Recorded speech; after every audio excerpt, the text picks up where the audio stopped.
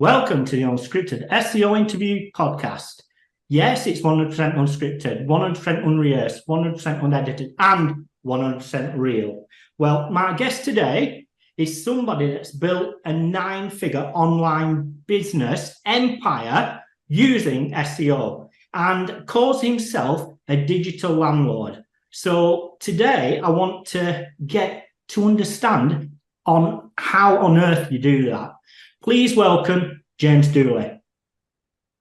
How you doing, Mark? You all right? Very well, thanks. Just for the people in the audience and listening to this who doesn't know who you are, could we start with you just giving us a very brief whirlwind tour of where you started to where you are now? Then after that, we can dive into it a bit deeper, please. Yeah, for sure. Yeah. So started out in the SEO kind of space about 12 years ago, something like that, 13 years ago, I think it is. I was in construction as a project manager, and I needed a website for our own business, and quickly started to realize that a website without SEO is kind of pointless. And quickly had to learn the hard way of how to do SEO. And that's kind of how it all evolved. I realized that right at the very, very start of my career that I trying to ring out to try and get people and try and get new sales wasn't the best way of running a business. I needed to try to build a consistent flow of inbound quality inquiries. And knowing that, that's kind of how everything now evolved with what we did. We do a lot of lead generation. Some people call it like a rank and rent model, but it's still mainly lead generation. But some businesses like the rank and rent model, so they know each month how much they're paying. And obviously, with it being digital real estate and renting of the properties, that's where the term digital landlord came from. Right, wonderful. I was going to say that just to put it in context, how big is your digital real estate? So in total, we've got, I think it's over 70 million web pages online. There's over 800 different paying. I think we've got about 1,300 different websites, over 800 different paying kind of the 500 maybe we haven't monetized yet. About 800 we have monetized. There is over 600 different industries and niches that we're in. Wow. And how big of a team do you have to actually scale to that level and maintain it? Well, it is a big team, to be fair. It's not easy. I wouldn't recommend going as big as what we've done, if I'm being 100% honest. I never really set out to have like what people are calling an SEO empire or digital estate empire as big as what it is now. But things are just, one thing's led on to something else. One client said, "Oh, I've got a friend here who's a director of a company and they want lead generation and these want lead generation." It's just, before we knew it, it's just kind of evolved. I mean, don't get me wrong, it's been a very successful journey. But now in total, we own a call center as well. So we've got over 100 staff in the call center that do quite a lot of sales for our existing leads of what we're generating. Because it sounds daft, this, Mark, but if you've got a mortgage broker and you're generating leads for a mortgage broker and they're on the phone and they might have another mortgage broker in their office, if you're generating them 10 leads an hour, they can't deal with the volume. So, and people go, "Well, that's a good problem to have." Well, it kind of is and it isn't, because if 8 of your leads aren't being dealt with and they go elsewhere and they're not converting, you've wasted those leads.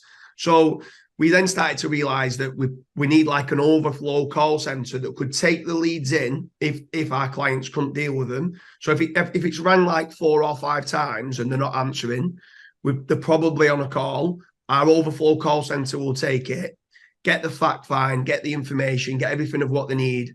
And then we kind of turn it from a cold web lead into a hot lead. Because now obviously we've spoken to them. We've realized, yes, they do fit the remit of what, let's say, the mortgage broker wants. We try and get like what they're looking for, with how much they're willing to pay, what disposable income they've got, whether they're working or not, and if we've got any existing money in the existing kind of property and stuff like that. So it's turned into a much bigger operation than what we thought. In SEO, we've got 11 in Wilmslow in South Manchester. And each one of them, I tried to have that each one of them are allowed up to 10 virtual assistants. So that makes it like 110. I don't think we're at the 110 virtual assistants. I think it kind of varies between 80 to 100. But each one of them could be like a graphic designer, a videographer, content writer, technical SEO, just varied roles of what's needed in different industries. Right. So all these various people you have at the higher level, do they all work together, or do they have their own silo businesses they work on? So that's a great question. So when they first started out, when I first started out in about 2 years in, I realized that I needed obviously staff to help me with what I did. And what started to happen was I would go out and try to find SEO experts or SEO gurus to come in and work for us. And these people that had 3-4 years experience with SEO, that claimed that there was an SEO guru, came in, didn't really know anything. And it was very, very difficult to train, because I always use the saying is you can't teach an old dog new tricks. So we went down the route then of the apprenticeship route in the UK. It's cheap for labour, and I thought if I can get someone raw coming out of college or university, I can train them up my way. Roll on now, a lot of them now have been with me 9 or 10 years. Now 6 of them that we've taken on as being apprentices are all directors of the company now. So the directors, they've all got their own assets and built up their own they can work on their own, but also they've all got their own speciality. So like one of them might be very good at quality content. So there might be a good editor, good at onboarding new content writers, training up the content writers.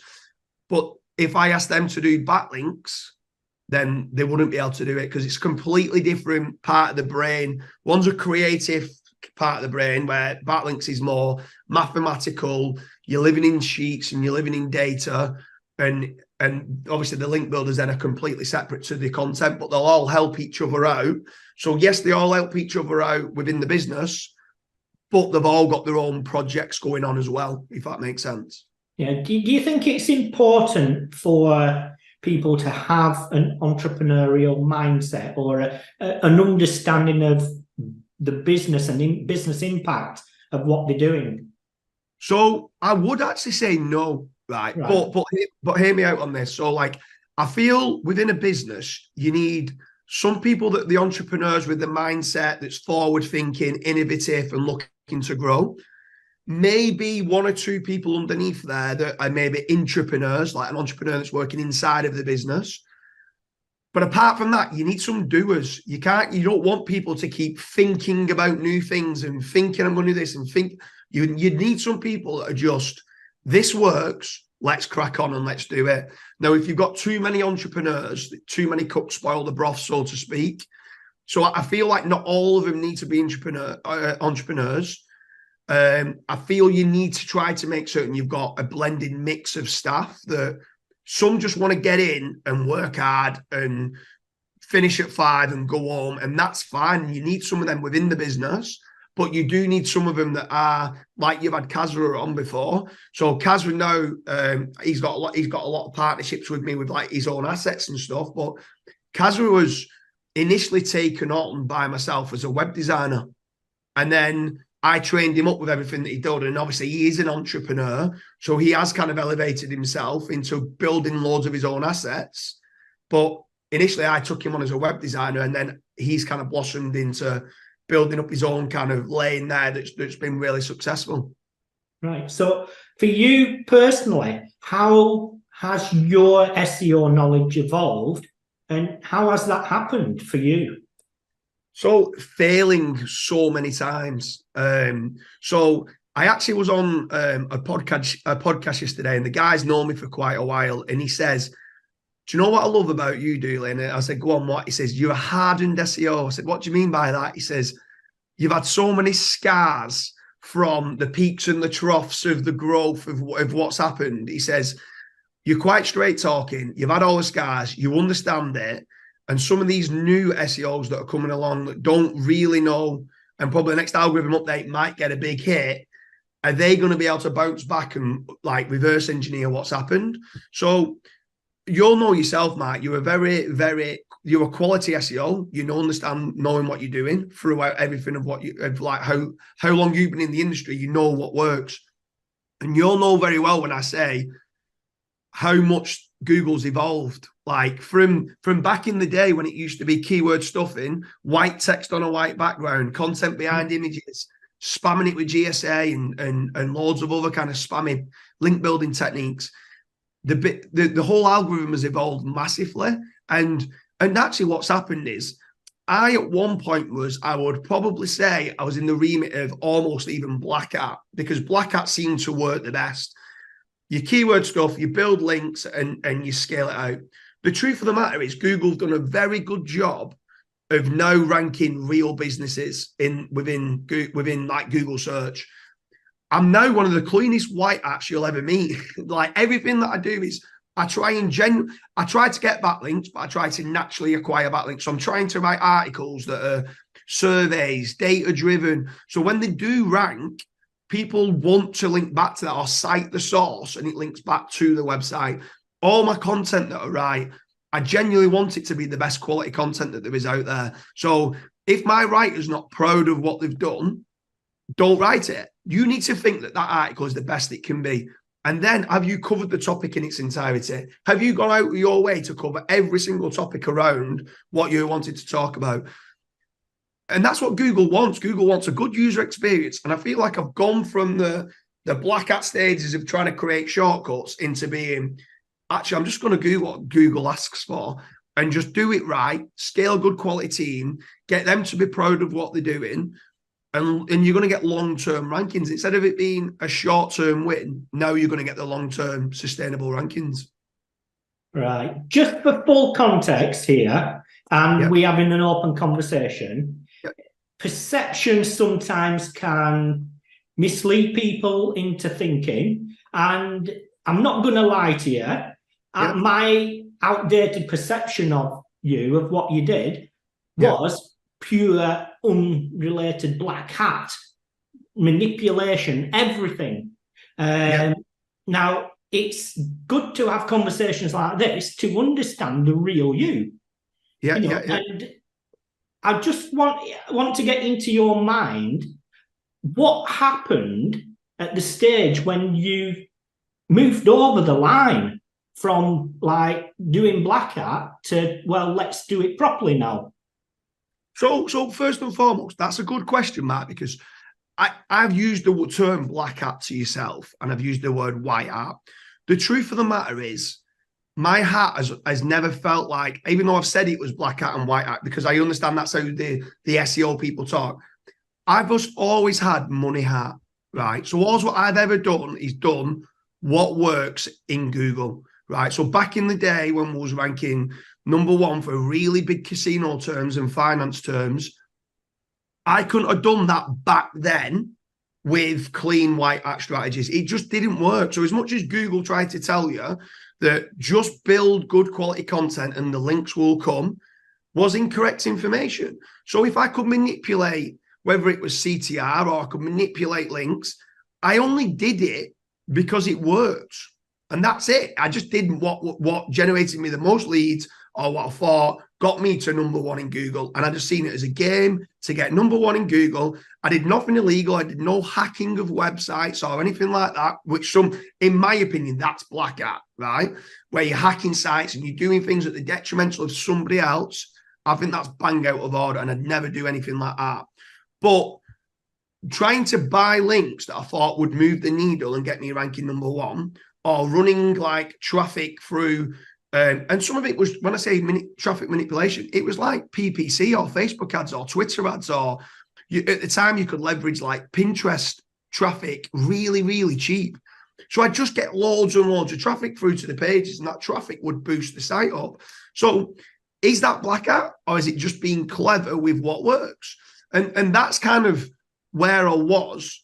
But then what I started to realize was, for long-term sustainable rankings, Stop cutting corners. Yes, that traffic spike from Pinterest, it still works okay. It's costly. I'd cheap out on the content. And why not just build the best quality content that there is so the user has the best user experience? Stop trying to monetize every single page that you build. Some pages aren't there to be monetized. Some are there just for informational value. Hopefully you can send them through the funnels, that internal links to a more monetary term, but you don't need to monetize everything. Give the user what they want of like, so if you let's say, prime example, if you're a carpet cleaning company, write some articles of how to clean red wine off your carpet and stuff like that. Give the people the information of what they need, even give them products to say, this product works really well to clean red wine off the carpet. However, if you want a professional to come and do it for you, fill in the form, and then it goes to a carpet cleaning company. So we've just gone down that route, and I don't feel like there was ever a crossing the line. I've just always done what I think works. And nowadays, I feel good quality content, topical authority, and trying to get natural type of backlinks is what gives you the most sustainable long-term rankings. Yeah, I couldn't agree more. But where do you stand, or what's your thought process, or do you have any thoughts when it comes to Google guidelines? The truth of the matter is, the minute you read the Google guidelines, you will be doing stuff to, not saying manipulate Google, but you would be doing stuff to anyone that does SEO pretty much goes against Google guidelines, because you're doing stuff. It's not just for yes, you're trying to do stuff for the user, but you're adding certain keywords to a page to try and rank it so that the users can see it.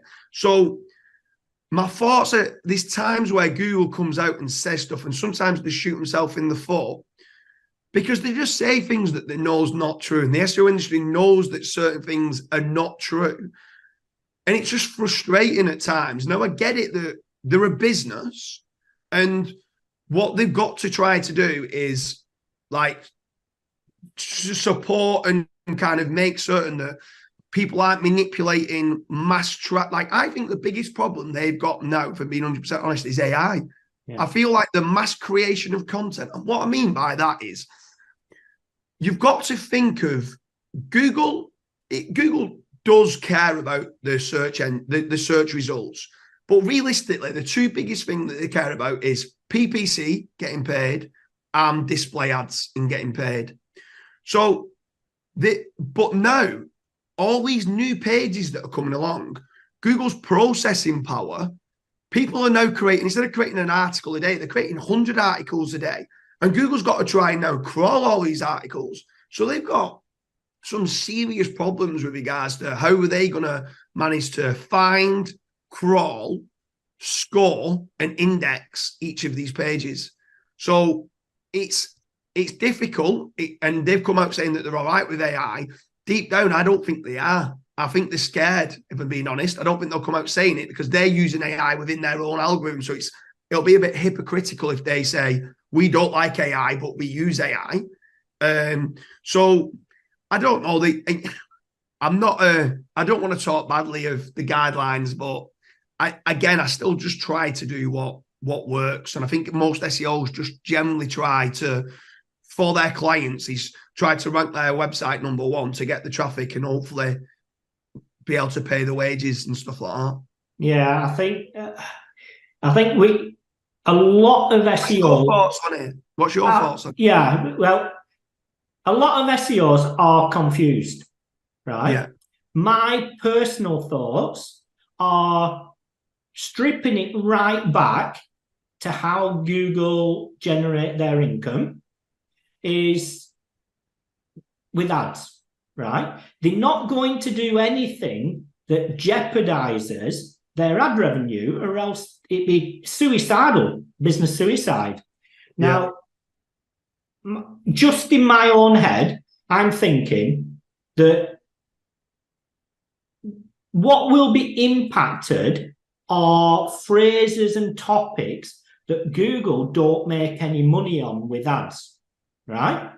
I think that the content and the topics and the keywords Google actually make the money on with the ads are still going to be very much a focus. I'm going to think all these other things around that they don't make money on ads are the things that the AI is just going to answer themselves, if it rolls out. And that's my own personal feeling, just because I've stripped it right back to the business of Google.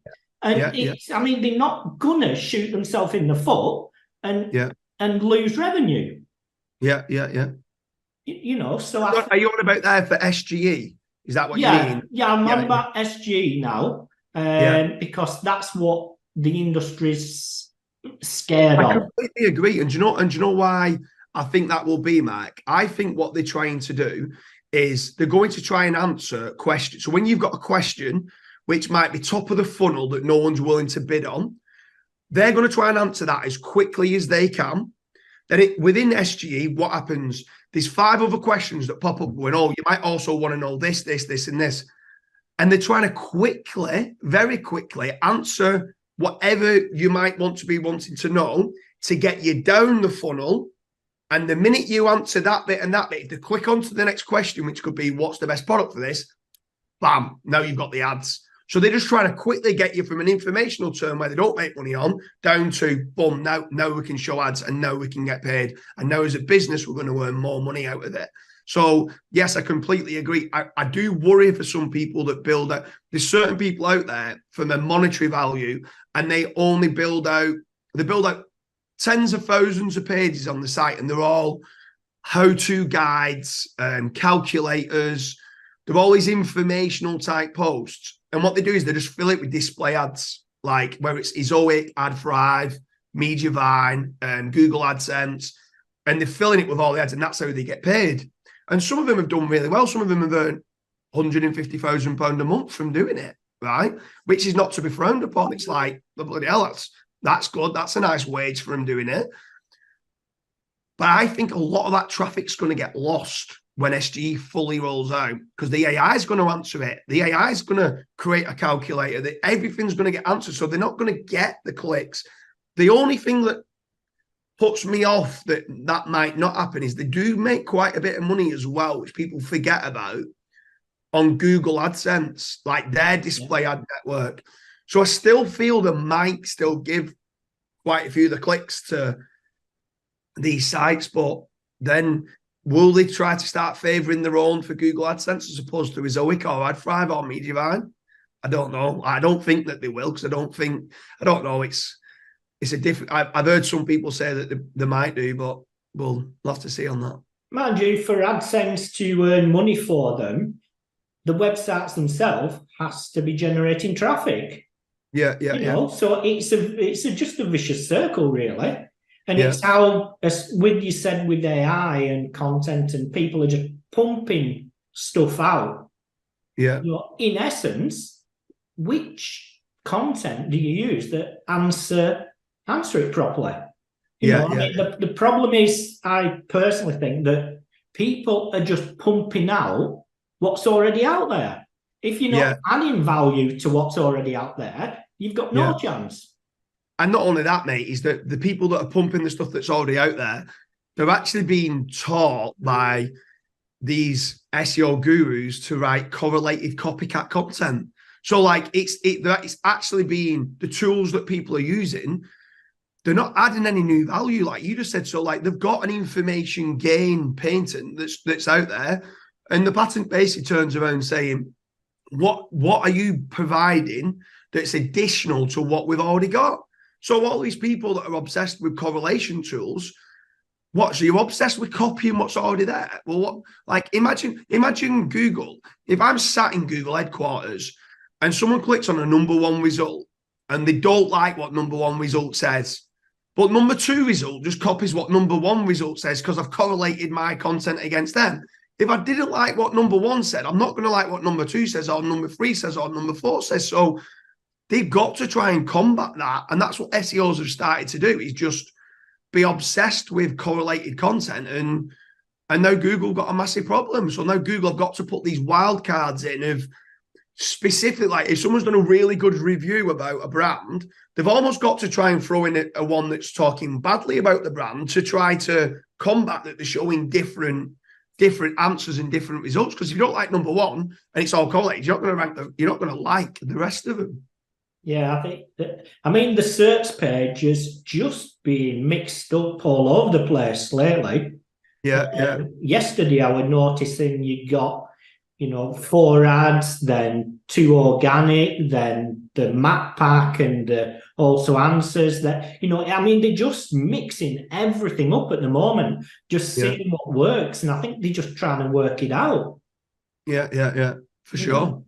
It's changing all the time. But I mean, I totally agree with what you're saying here.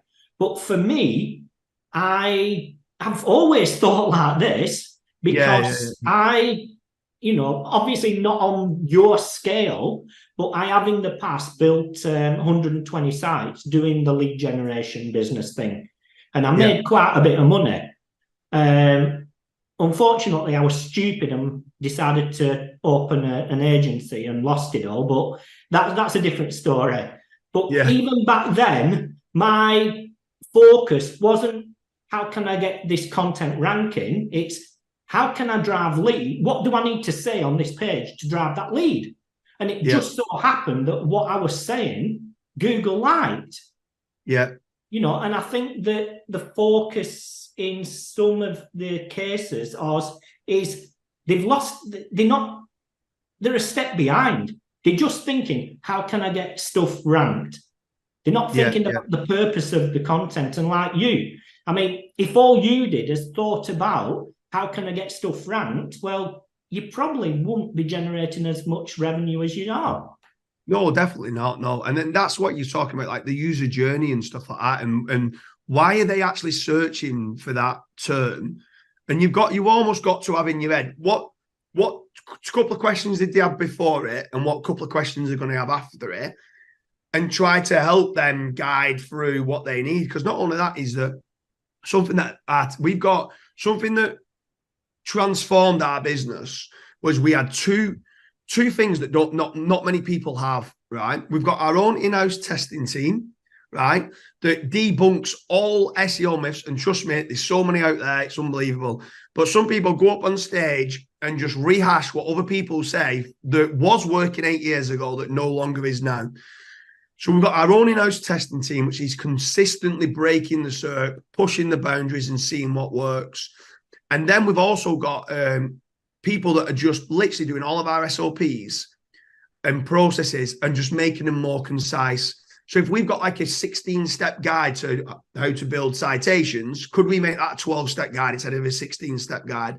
If we've got a 30-minute video of training on keyword research, could we make that 25 minutes? And it goes, well, you're only saving 5 minutes. Yeah, but we're saving 5 minutes times 100 staff. And now it starts to kind of everything now when we take somebody on, it used to take us about 4 months to train somebody up in, not in all of SEO, but like in something to be an expert in one part of SEO. It used to take about 4 months. And now it takes about 8 or 9 weeks. So we kind of got it right in almost half the amount of time from what it used to be to where it is now. So we can quickly get through onboarding new staff, training them up, getting them in the lane, scaling it, and then scaling it. And that's what's worked really well for us. Yeah, I really want to understand a bit more about your testing team, because that just like, whoa, something that excites me, because if you don't test stuff, you don't know if it works. So what's their day-to-day look like? So that's every single day is different. Every single day is different. So and there's times where they've got a lot of work on and I come in like a bull in a china shop. Oh, we need to test this and we need to test that and stuff like that. So every single day is different. Obviously, the algorithms are consistently evolving.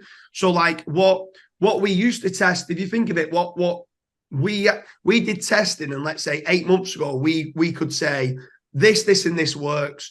But then when a new algorithm update comes along, we've got to retest everything again to see, is it still as prominent as what it could be? Now, we've got, we're tracking, I think it's 1.6 million keywords in total.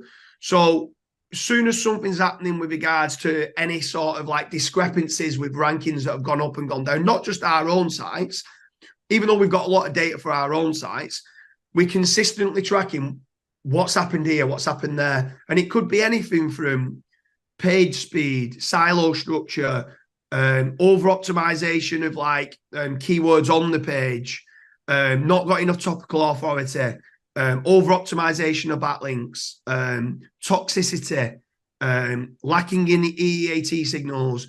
And there's so many things that if I'm being 100% honest, Mark, there's two bits up until this year, maybe the end of last year. I thought personally that these two things was just SEO myths. One of them was disavows and one of them was EEAT, right?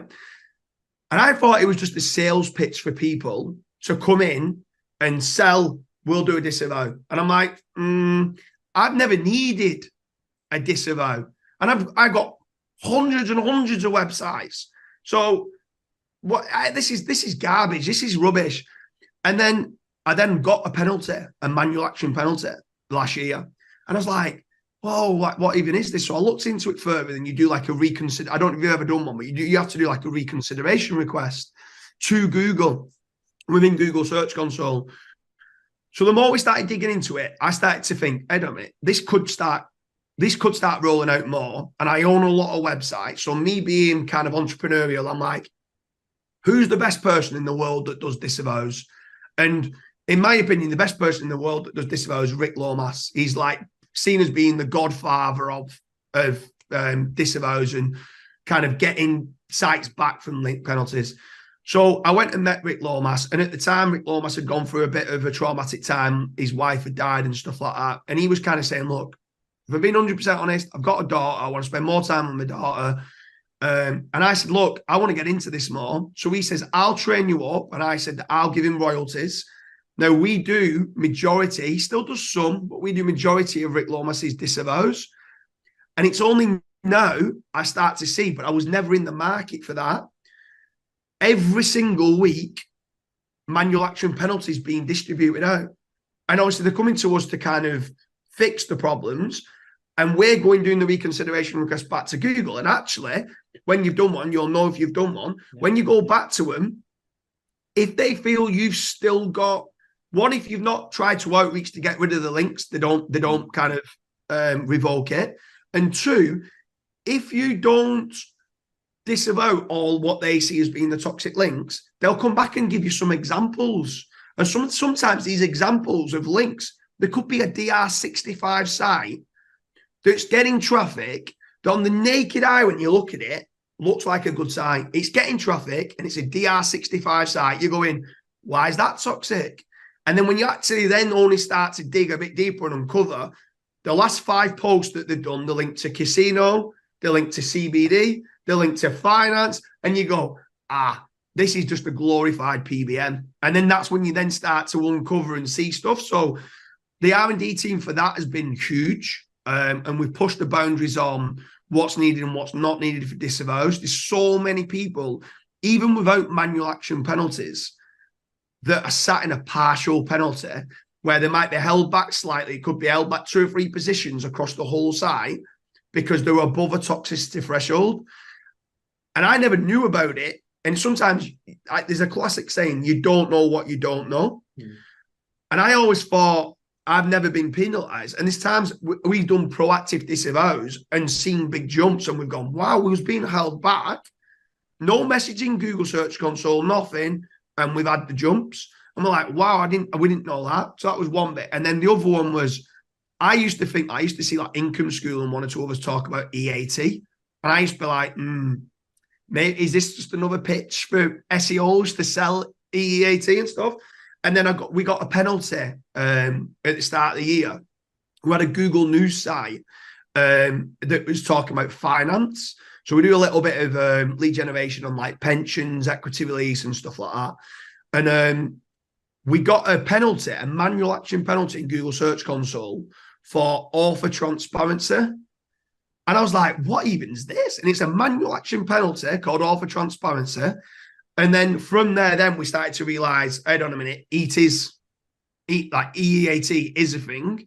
And we've started to dig deep into that now and making certain that, do you know what? Like, you can't really make any money out of EAT as a service, but just getting those foundations of having an About Us page, having a Meet the Team page. And I know that you're probably going to laugh at this because you'll just say that's what you should have always done.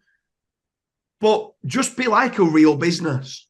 Do you know what I mean? Like, have an About Us a page, a Meet the Team page, a privacy policy page, a cookie policy page, have an email address, a telephone number, an address on your website, so that if you didn't like something that was on your site, or you'd used an image and it was copyright infringement, can they easily get hold of you? Because if they can't easily get hold of you, what's going to start happening is they're going to start trying to take it further, not being able to get hold of you. It's going back to your server and your hosting. And it's just, Google want to know who's behind the website, both what author's written the article and are they an expert in what they're talking about, and what business is behind the whole site. And you'll laugh and go, that's what you should have always done. But sometimes you're busy building out sites, you don't see the wood from the trees. And this is what I'm on about with regards to, I now just become like a clean white hat SEO that just does all things. And I probably go belt and braces. I do like an EDI policy, a modern slavery policy. Like I go overkill, but I just go, I'd sooner tick every box, and it might cost me £10 to get a modern slavery policy done. Do you know what I mean? It's nothing, but for 200 quid to get all the policies done and put them on your website, you know your belt and braces then. You know they can't come back to you saying you don't look like a real business. We are a real business. We've got a real address. We've got a real telephone number. If you want to ring it, one of my staff will answer. We've got an email address. We've got a Meet the Team page with who's going to answer the calls, because like on some of the lead gen sites, we'll put the clients on the site of who's going to be answering it. So when they can see, if they wanted to see the Meet the Team, Mark Preston's going to answer it for SEO in Preston, and they answer it and they go, hi, and you go, hi, it's Mark Preston. They kind of know who you are already. They've got that message match. So it's good for conversion as well. So it's not just for Google, it's for the user. And sometimes you're probably going to laugh at me because you'll say, well, I already knew all that. And I'm like, maybe I was just a little bit naive in where I was going with the business, in trying to manipulate Google and not think about the user. But now, yeah, we're a lot more about, okay, can we have these behavioral signals where people are going to stay on the site longer, they're going to return to the site, they're going to like the site, they're going to have a good user experience about the site, and just do things for the user. But by doing that, you kind of winning with Google, because Google says, oh, you're giving good behavioral signals. So yeah, there's been an awful lot of sites hit over the past couple of months. But what's your thoughts about some affiliate marketers who are trying to fake all these signals instead of just putting on what's real? You know, like I'm seeing a lot of sites. Is it right?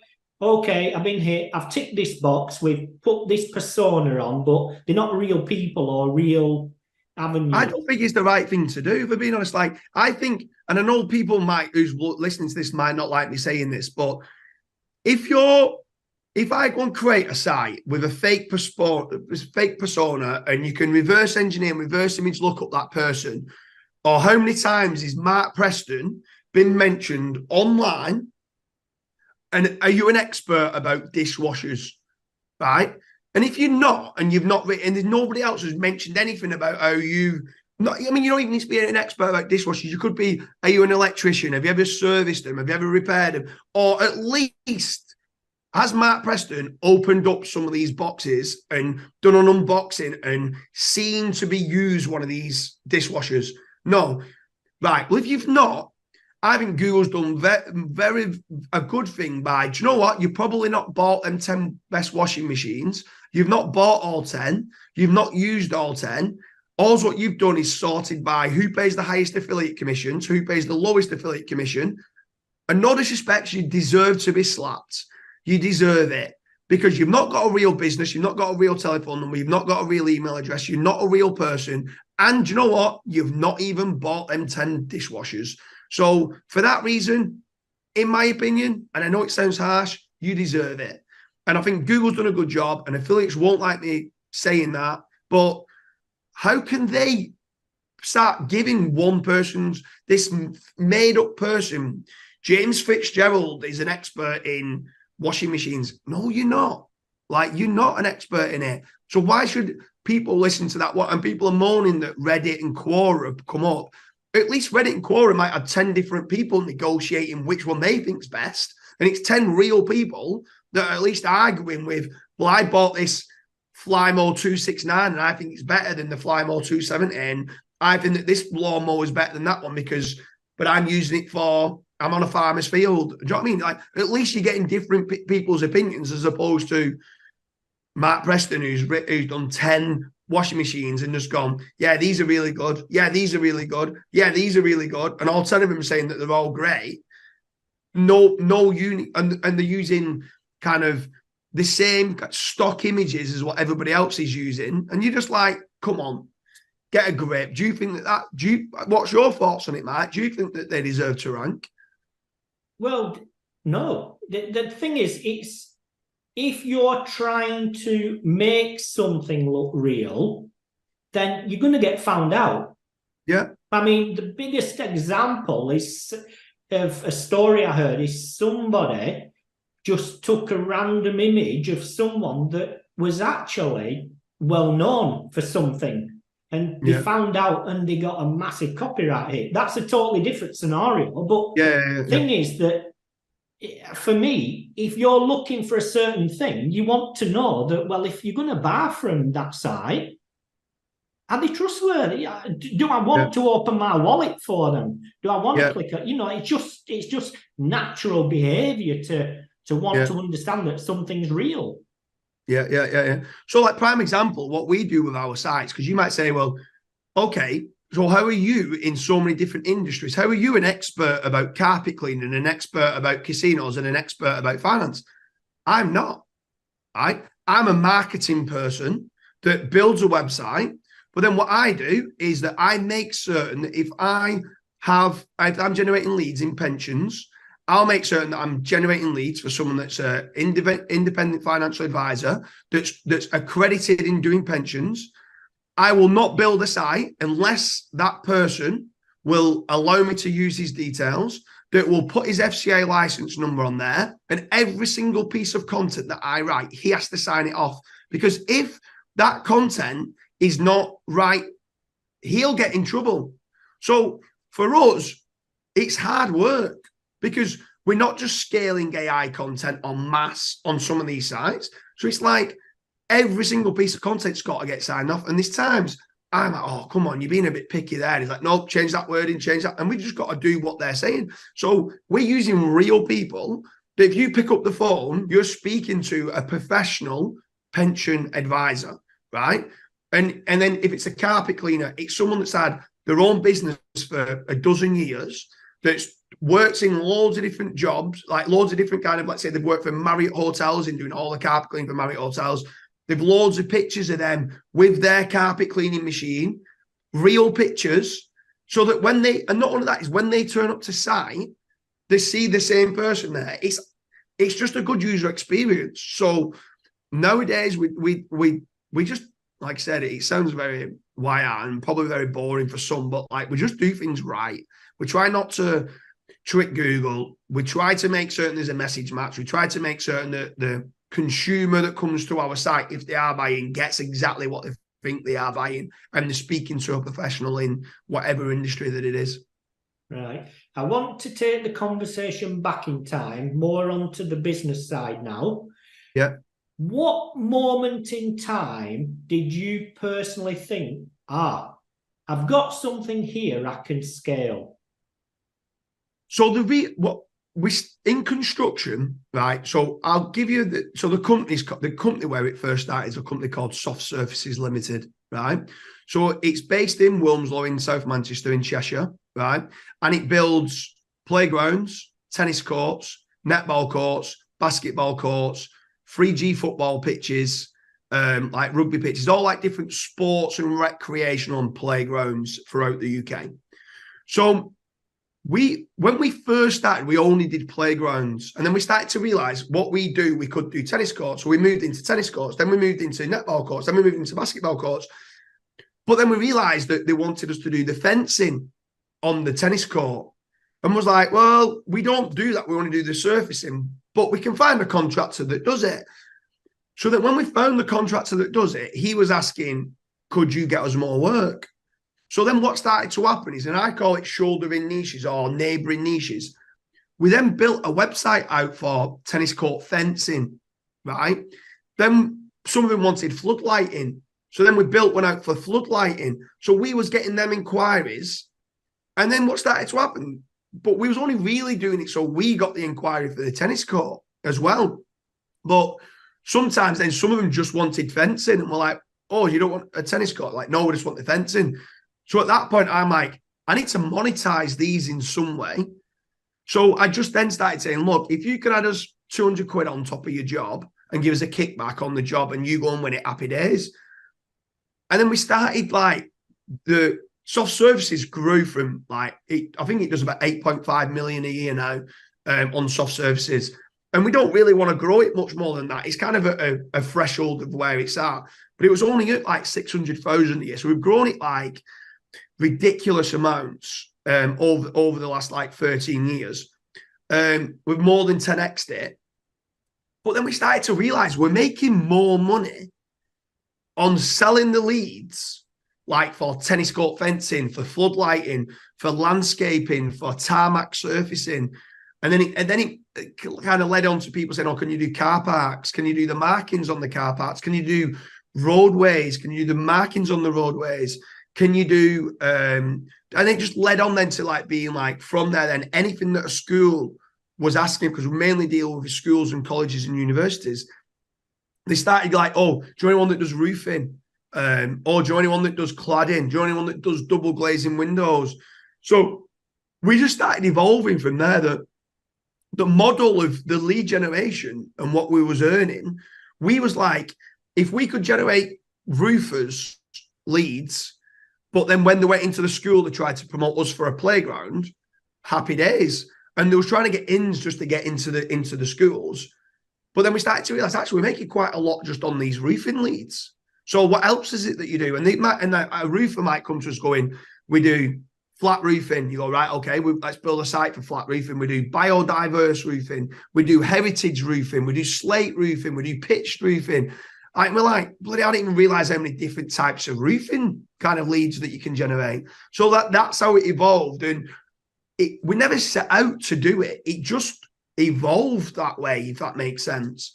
So what I would recommend if someone wants to get into the lead generation market, stay close to what you do. So let's say yourself, like you're doing SEO and you want to do a full package SEO, maybe get into doing content writing and if needs be link building, or doing digital PR, or doing other things that all kind of circle around what SEO is.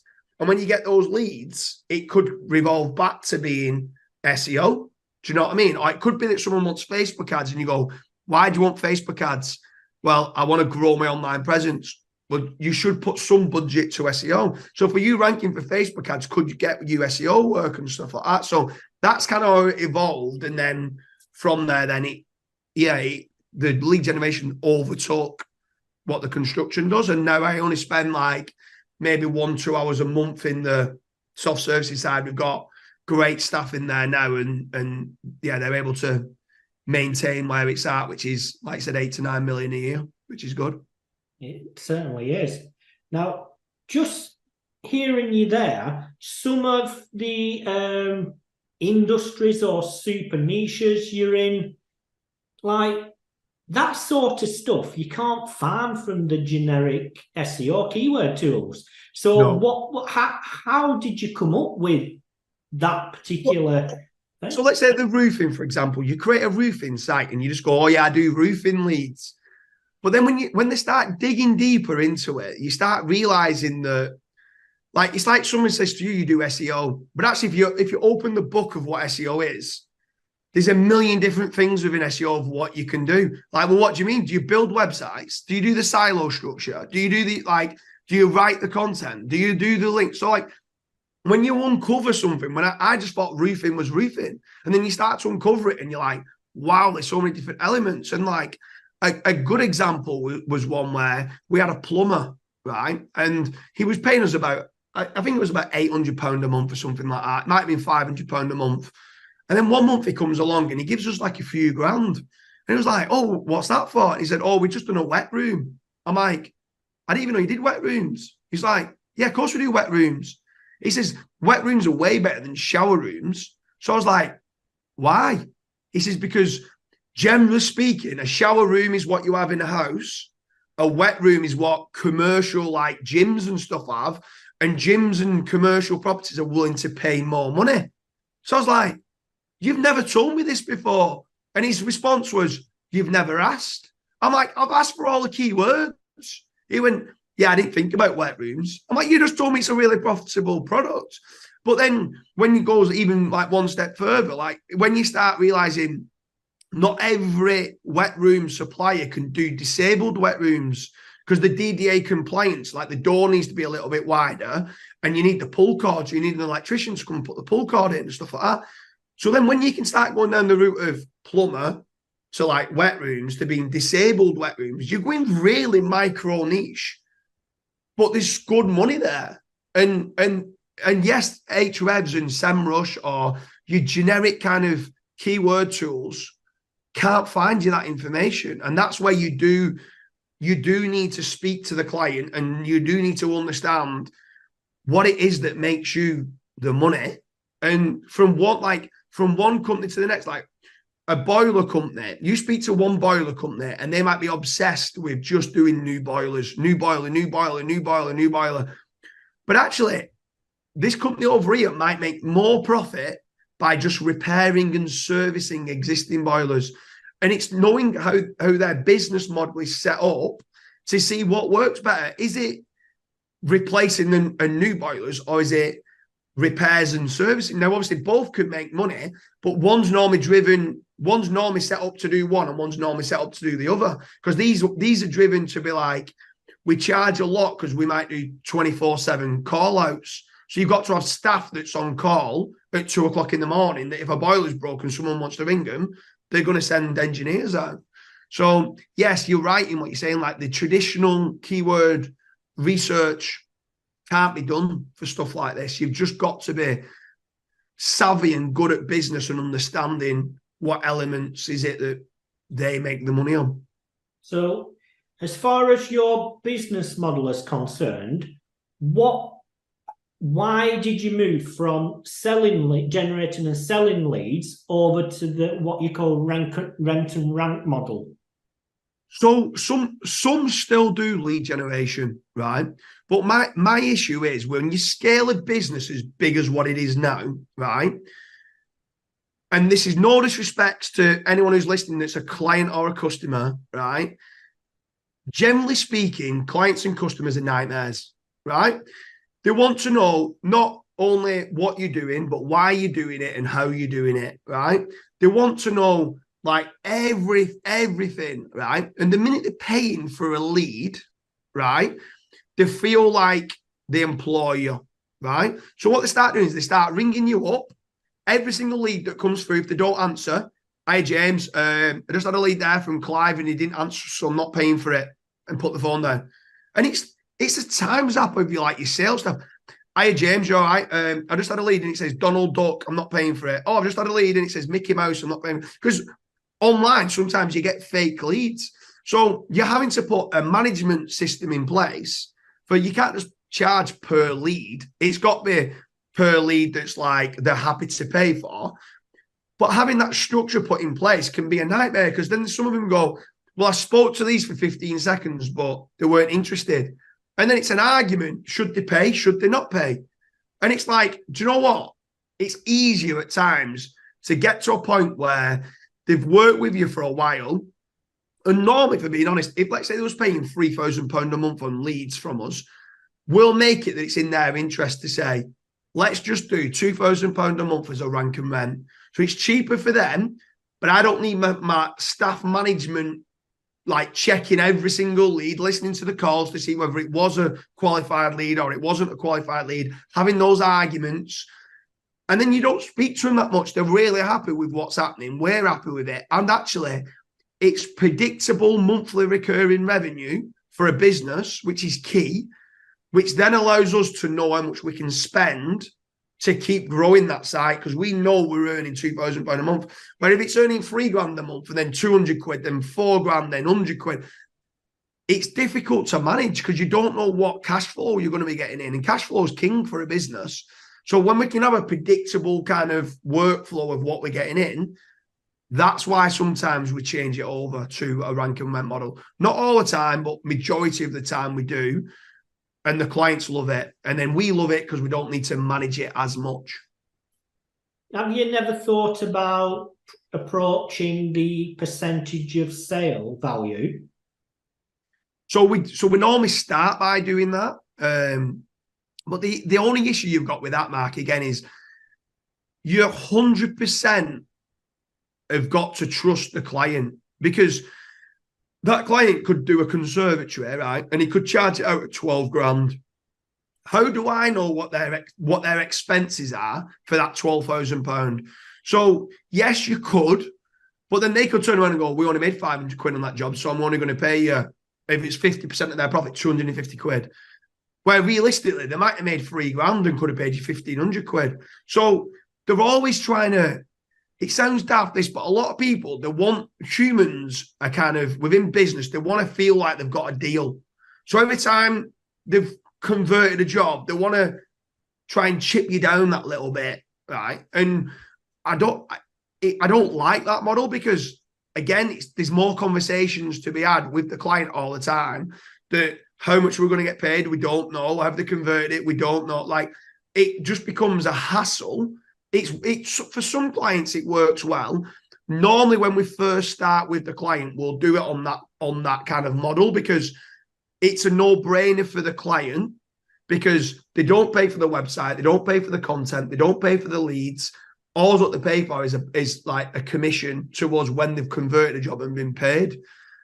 So it's great for them, but for us, in time, we'd prefer to move to a pay-per-lead model, or ideally in time to a rank and rent.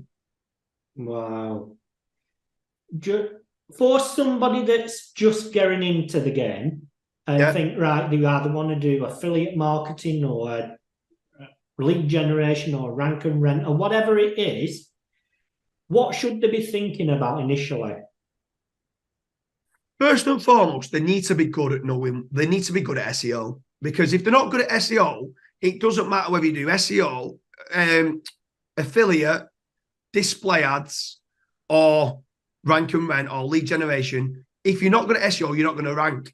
So there's no such thing as a not rank and rent model, because no one's going to rent a not rank site, if you get what I mean. So I would recommend, and I hate it when people say, fake it before you make it, because that's just scamming people. So people go, oh, go and be an SEO and fake it before you make it. Go and win some clients and charge them £1,000 a month and just use their money to see and learn on the job. And I'm like, no, like I think SEO should be bloody legislated. I think it should have regulations in place.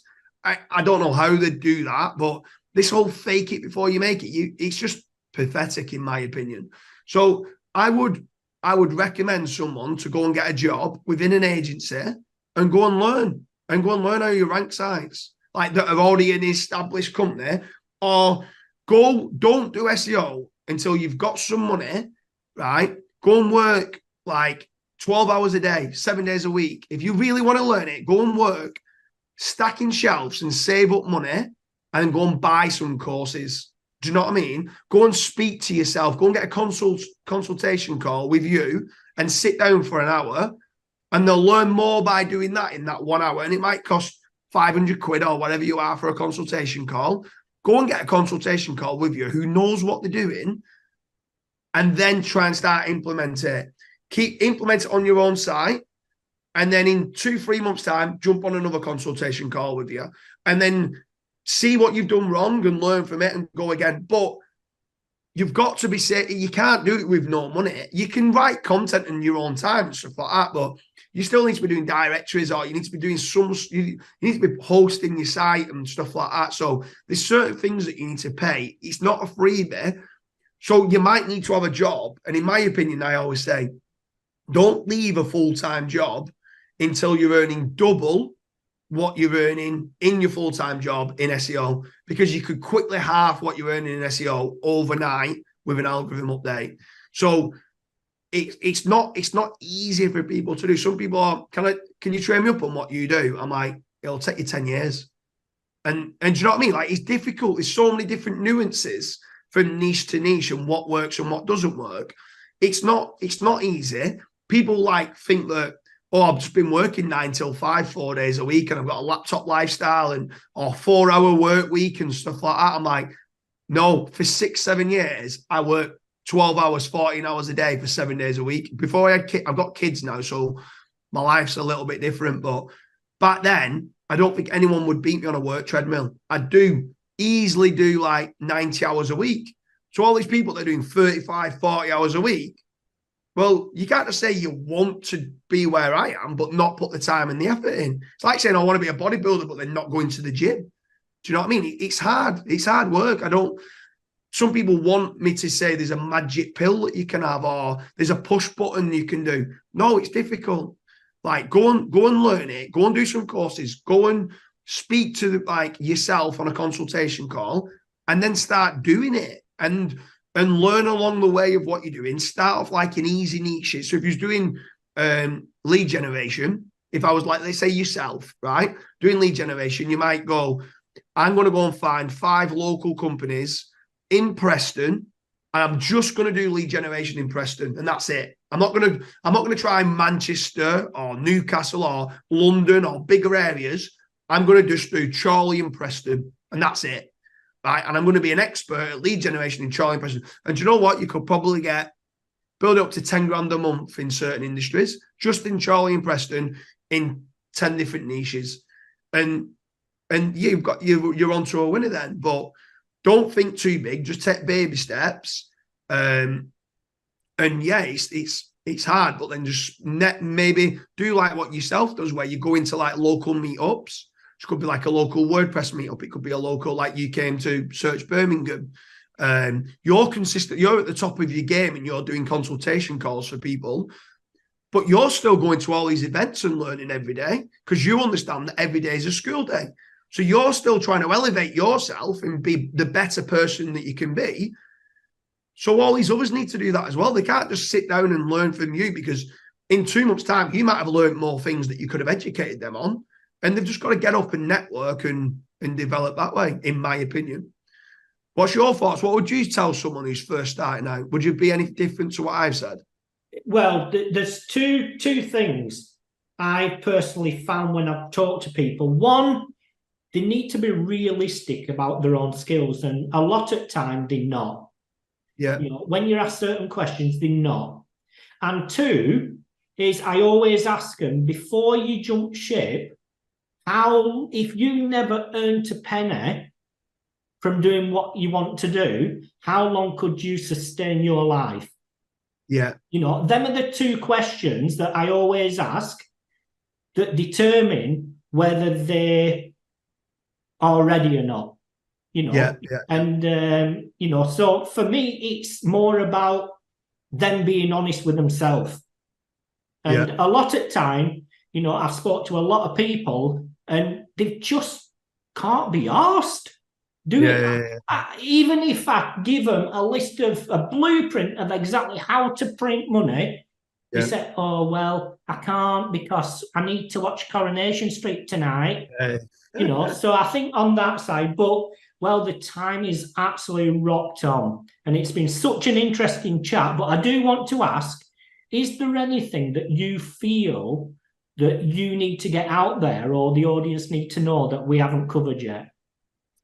Just that it is a little bit harder than what people think. So when people are first, some people have been watching some of my podcasts and they've been going, I want to do what you do. And it's not easy. People are trying to jump ship now from affiliate to do rank and rents, thinking it's going to be easier.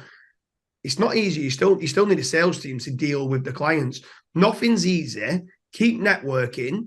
I'd say the biggest thing that people need to kind of work on within themselves is you're going to fail, and you're going to fail miserably at times. How quickly can you recover without feeling sorry for yourself? Because it's going to happen, and there's going to be another algorithm update probably start December, because there normally is, and people are going to get hit. How quickly can you bounce back from them failures? They're the best like attributes to have. So if you can work on that yourself, you're going to progress, right? All the rest of the learning and stuff like that will come to you if you get that bounce back ability. And that bounce back ability, I think, is key. And you need to keep working on it, because every day is a school day. It's a never-ending industry. It's always moving all the time. And that's the only thing I'd like to get out. Like, it's not all sunshines and rainbows, as so to say. Right. And on that note, where can people find you, and what sort of conversations would you like to have with people? I'm open for all positive conversations. I hate the negativity within certain people. I want it always to try and be a positive kind of conversation. I've got jamesdooley.com, which on there will show a little bit about what I've done, and it's got all my social media profiles on there. So I'm on Facebook, Instagram, Twitter. I'm starting being a little bit more active on YouTube as well now. I'm trying to build out a personal brand now. Not a massive one, but just I feel with the kind of advancements of AI, I feel like a personal brand is needed online. So I'm trying to now get my name out of there a little bit more, trying to elevate others and help others along the way as best I can, and enjoy the journey as well. Well, James, on that note, many, many thanks for joining me. Thanks a lot, Mark.